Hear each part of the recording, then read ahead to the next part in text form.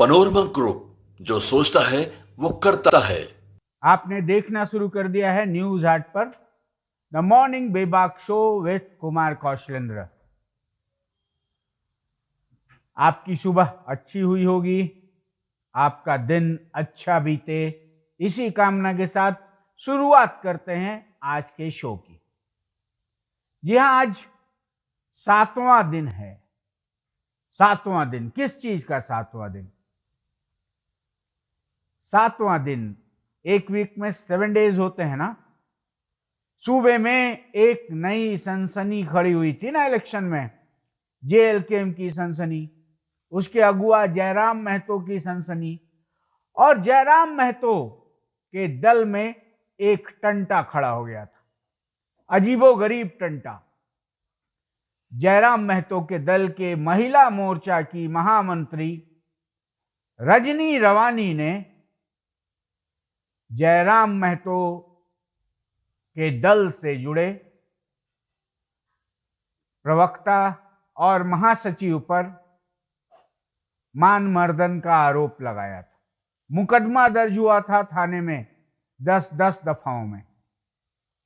एक कंपनी है deco company, जो आउटसोर्सिंग का काम करती है। उस कंपनी के बाहर जेएलकेएम के लोग धरना दे रहे थे और उस धरने को लीड कर रही थी महिला मोर्चा की रजनी रवानी। अब रजनी रवानी को एक पत्र मिलता है फरजान खान से, फरजान खान के नाम से, महामंत्री फरजान खान के नाम से, कि आप धरना खत्म कर दो। और फरजान खान के लोगों से या फरजान खान से और सुशील मंडल से रजनी रवानी को ये सूचना दी जाती है कि आपके खिलाफ आपके अश्लील वीडियोस कंपनी के लोगों के पास हैं और वो इसे वायरल कर देंगे, इसलिए हम कॉम्प्रोमाइज कर रहे हैं, हम ये धरना रोक रहे हैं, आप धरना से उठ जाइए। रजनी रवानी ने उग्र रूप अपनाया। रजनी रवानी ने टाइगर जयराम से मुलाकात की। टाइगर जयराम ने कहा कि अच्छा, आपको न्याय मिलेगा। रजनी रवानी ने सीधा सवाल किया कि ये वीडियो अगर है तो आया कहां से, किसके पास आया, किसने इसको ट्रांसमिट किया? रजनी रवानी ने आरोप लगाया कि सुशील मंडल और फरजान खान ने जयराम से मिलकर लौटने के दौरान उनको सीढ़ियों पर रोका और वीडियो दिखाकर कहा कि आप हमारे साथ कॉम्प्रोमाइज करो, नहीं तो हम इस वीडियो को वायरल कर देंगे। बाद में रजनी रवानी को लेकर काफी थुक्का फजीहत मची और जयराम महतो के जेएलकेएम में एक नया पचड़ा शुरू हुआ। रजनी रवानी को मनाने की कोशिशें हुई कि वो मान जाएं, मामला रफा दफा हो जाए, लेकिन रजनी रवानी थाने में चली गई और लोयाबाद थाने में मुकदमा दर्ज कराया 10 धाराओं में। मानमर्दन का नॉन अवेलेबल धारा तो था ही, और साथ ही अन्य धाराएं भी।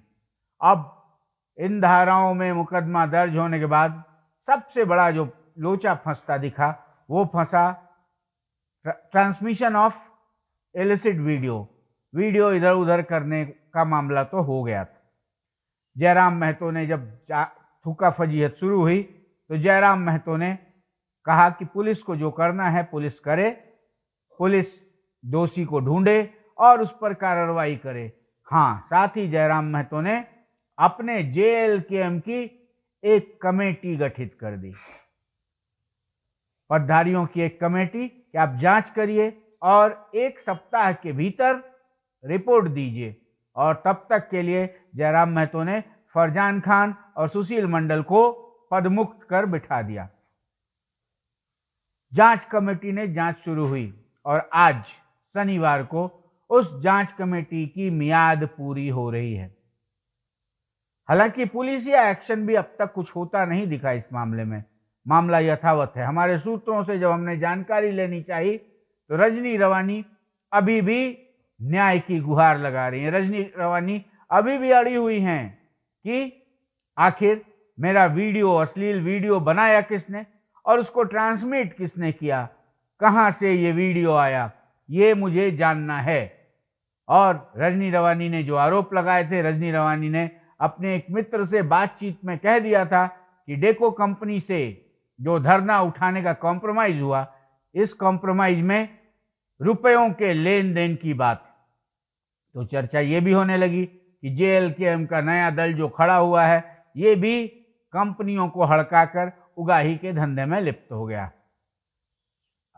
रजनी रवानी के खिलाफ सुशील मंडल और फरजान खान के वीडियोज आए और जयराम महतो के दल से जुड़ी अन्य महिला नेत्रियों के भी बयानात वायरल कराए जाने लगे कि दोषी रजनी रवानी ही है। कोई जांच पड़ताल नहीं, रजनी रवानी को दोषी ठहराकर मामले को रफा दफा करने की बात होने लगी। लेकिन ये मामला अब तक जीवंत है और टाइगर जयराम महतो, जिन्होंने बीते विधानसभा चुनाव में राष्ट्रीय दलों से लेकर क्षेत्रीय दलों तक का पसीना छुड़ा दिया, 14% मतदाताओं का पैन झारखंड उन्हें प्रतिशत मिला। हालांकि वो अकेले जीते डुमरी से, लेकिन उनके उम्मीदवारों ने हर जगह वोटों का गणित बिगाड़ दिया। नतीजतन जयराम महतो और जेएलकेएम से लोगों की अपेक्षाएं बढ़ गईं, लेकिन इन अपेक्षाओं के बीच जयराम महतो की दीदी रजनी रवानी फिलहाल न्याय की बाट जो हो रही हैं। और हम भी लगातार इस मसले को कवर कर रहे थे और देखते हैं आज जयराम महतो ने जो जांच कमेटी बनाई थी उसकी रिपोर्ट आती है या नहीं। आती है तो जयराम महतो उसे सार्वजनिक करते हैं कि नहीं, और रिपोर्ट में जो दोषी है उसके खिलाफ जयराम महतो और उनका संगठन जेएलकेएम क्या कदम उठाता है। हालांकि इस मामले में अब तक लोहियाबाद पुलिस की धीमी रफ्तार संदेह की सुई तो खड़ी कर रही है। क्या कहीं लोहियाबाद पुलिस भी विधायक जयराम महतो, जेएलकेएम सुप्रीमो जयराम महतो के दबाव में तो नहीं आ गई? क्योंकि ऐसे मामलों में पुलिस को किसी वारंट की जरूरत नहीं होती, आरोपी को तुरंत गिरफ्तार किया जाता है और उसके बाद मामला आगे बढ़ता है। लेकिन अब तक मामला यथावत है। चलिए देखते हैं क्या इंसाफ होता है टाइगर का, और टाइगर के इंसाफ पर निगाहें टिकी रहेंगी। अब हम बात करते हैं अखबारों की। आज दैनिक जागरण ने गुलियन बैरे सिंड्रोम, जो बीमारी हमने बताई थी, मस्तिष्क तंत्रिकाओं और स्पाइनल कॉर्ड को प्रभावित करने वाला, तंत्रिकाओं को प्रभावित करने वाले की ये बीमारी, जिसका एक केस झारखंड में भी मिला है, उसको लेकर सरकार सक्रिय हो गई है। और कल मुख्यमंत्री ने भी बैठक की और गुलियन बैरे सिंड्रोम को लेकर राज्य सरकार अलर्ट, इलाज की विशेष व्यवस्था का निर्देश, और सीएम हेमंत सोरेन ने की गुलियन बैरे के रोकथाम को लेकर की जा रही तैयारियों की समीक्षा। साथ में ये भी खबर आई कि मुख्यमंत्री ने कहा है कि ये बीमारी जो है ये कोरोना की तरह संक्रामक नहीं है, लेकिन इसके रोकथाम के लिए सूबे की सरकार पूरी तरह तैयार है। ये दैनिक जागरण की लीड है। आज दैनिक जागरण ने दूसरी खबर ली है, कॉलेज छात्राओं को भी प्रतिमाह 1000 रुपया यात्रा भत्ता देगी झारखंड सरकार। जी हाँ, कॉलेज में पढ़ने वाली छात्राओं को 1000 रुपया यात्रा भत्ता दिया जाएगा। मंत्री सुदीप सोनू ने ऐसा प्रस्ताव तैयार करने का निर्देश विभाग के अधिकारियों को दिया है। और जो छात्राएं मैया सम्मान योजना से जुड़ी हैं उन्हें भी मिलेगा यात्रा भत्ता। मतलब 2500 अगर मिल रहा है तो भी 1000 रुपये मिलेंगे। हाँ, यात्रा भत्ता लेने वाली बच्चियों को 75% उपस्थिति दर्ज करानी होगी अपने शैक्षणिक संस्थान में। चलिए, उच्च एवं तकनीकी शिक्षा विभाग 10 फरवरी को 6 पोर्टल की भी लॉन्चिंग करेगा। ये भी खबर है दैनिक जागरण में। और दैनिक जागरण ने जो अभी पूरे देश में मसला बना हुआ है, कांग्रेस की सुप्रीमो सोनिया गांधी ने राष्ट्रपति द्रौपदी मुर्मू को बेचारी कहा। इस बेचारी शब्द के इस्तेमाल को लेकर नाना प्रकार की चर्चा हो रही है और उसी पर सोनिया ने राष्ट्रपति को बेचारी बनाया। इसको लेकर मचा राजनीतिक बवाल। पीएम मोदी ने कहा कांग्रेस के शाही परिवार का फिर दिखा अहंकार। ये खबर भी दैनिक जागरण में है। और नारी सम्मान को अबुआ सरकार की प्राथमिकता होगी, ऐसा कल्पना सोरेन ने कहा है, विधानसभा की महिला बाल विकास समिति की सभापति के तौर पर। यह खबर भी है जागरण में। और जागरण के बाद हम बात करते हैं हिंदुस्तान की। दैनिक हिंदुस्तान ने कॉलेज की छात्राओं को हर माह 1000 रुपये यात्रा भत्ता मिलेगा, ये खबर ली है। और वही मैया योजना की लाभुक भी इसमें शामिल रहेंगी, वो मैया योजना मिलते रहेगा। और राष्ट्रपति के सम्मान पर सियासी संग्राम भी लीड है। राष्ट्रपति भवन ने कहा है पद की गरिमा को ठेस पहुंची है। प्रधानमंत्री ने कहा पूरे समुदाय का अपमान। सोनिया ने राष्ट्रपति को कहा पुअर लेडी, बेचारी महिला। और धनबाद में जीएसटी चोरी के खिलाफ एक्शन हुआ है, उसकी खबर छपी है। धनबाद में दर्जन भर ठिकानों पर छापेमारी हुई है। और आज जो आम बजट पेश होगा देश का, वो खबर भी है जिसमें मध्य वर्ग को राहत दिए जाने के संकेत हैं। रोजगार बढ़ेंगे, महंगाई काबू में रहेगी। ये है हिंदुस्तान की खबर। और हिंदुस्तान ने कॉलेज की छात्राओं वाली खबर को लीड बनाया है। और दैनिक भास्कर का ने अपने यहाँ लीड बनाया है। आज सुबह 11 बजे आम बजट पेश होगा। पीएम मोदी ने गरीब और मध्यम वर्ग को बड़ी राहत देने के संकेत दिए हैं। और मिडिल क्लास पर आज लक्ष्मी की कृपा होगी, ऐसा हेडिंग लगाया है जागरण ने। आर्थिक सर्वे में जीडीपी 6.3% से 6.8% रहने का अनुमान है, ये भी दैनिक भास्कर ने छापा है। और सालाना औसतन 78.5 लाख रोजगार पैदा होने का जो अनुमान आर्थिक सर्वे में आया है, वो भी दैनिक भास्कर में खबर है। और कल जो हमने आपको बताया था रिशोम गुरु शिबू सोरेन की बड़ी बहू सीता सोरेन के झामू में वापसी की तैयारी हो रही है, ऐसी खबर दैनिक भास्कर ने भी छापी है।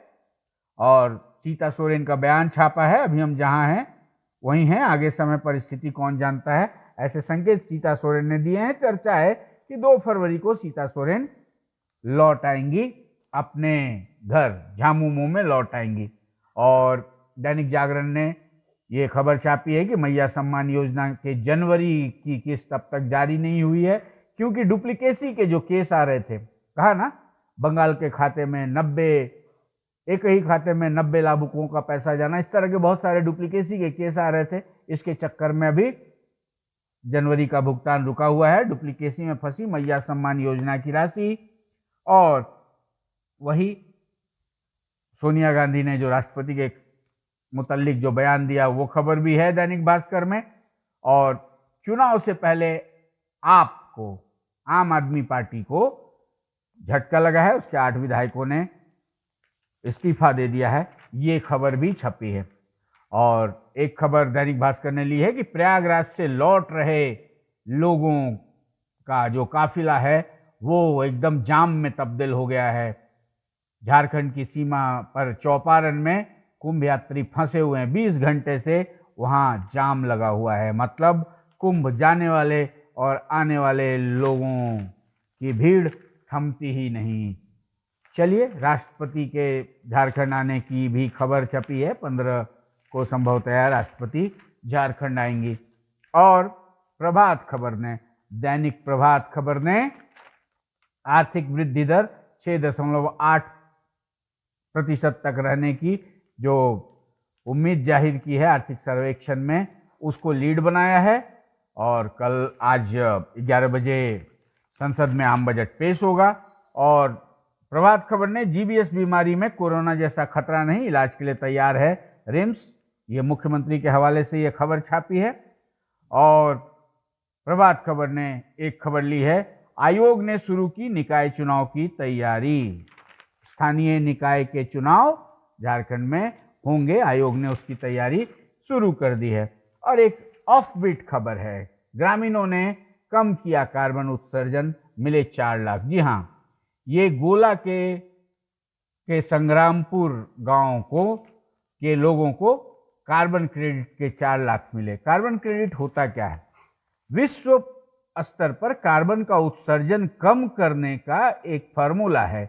इससे कार्बन उत्सर्जन कम करने के लिए किए जाने वाले प्रयासों के लिए क्रेडिट पॉइंट दिया जाता है।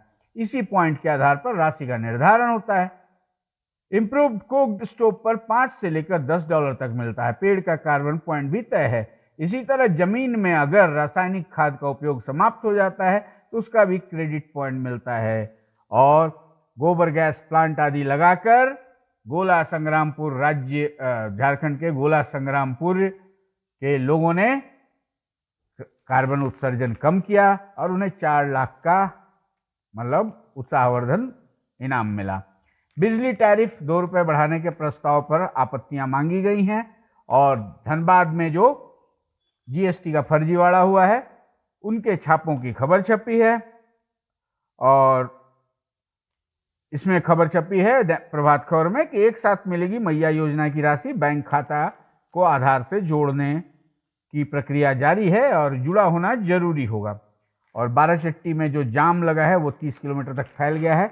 ये खबर प्रभात खबर ने भी ली है।